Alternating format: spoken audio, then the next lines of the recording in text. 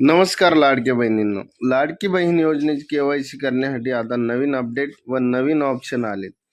त्यासाठी तुमच्या मोबाईलमध्ये गुगल ब्राउझर उघडा. त्यामध्ये टाईप करा ladkibahin.maharashtra.gov.in.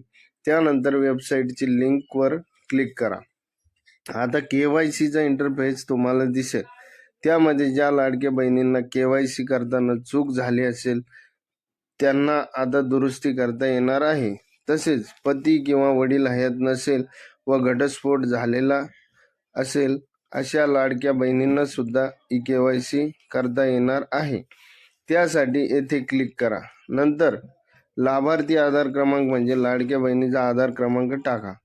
त्यानंतर कॅप्चा टाकून मी सहमत आहे म्हणून ओके करा आणि OTP पाठवा. तुमच्या आधारला जो मोबाईल नंबर लिंक असेल त्यावर OTP येईल. तो OTP टाकून सबमिट करा. त्यानंतर आपल्याला नवीन 2 पर्याय दिसतील, विवाहित व अविवाहित. लग्न झालेले असेल तर विवाहित व लग्न झालेले नसेल तर अविवाहित पर्याय सिलेक्ट करा. त्यानंतर अनुक्रमांक 2 मध्ये नवीन 3 पर्याय उपलब्ध झाले आहे. पहिला, पती हयात असेल तर सिलेक्ट करा. दुसरा, पतीचे निधन झाले असेल तर सिलेक्ट करा. तिसरा, घटस्फोट झाला असेल तर. आता माझ्याकडे जे आधार आहे त्यांचे पती हयात नसल्यामुळे मी येथे दुसरा पर्याय सिलेक्ट केला. त्यानंतर पतीचे नाव चेक करून जात प्रवर्ग सिलेक्ट करायचा आहे. तसेच खाली A आणि B हे 2 पर्याय दिसतील.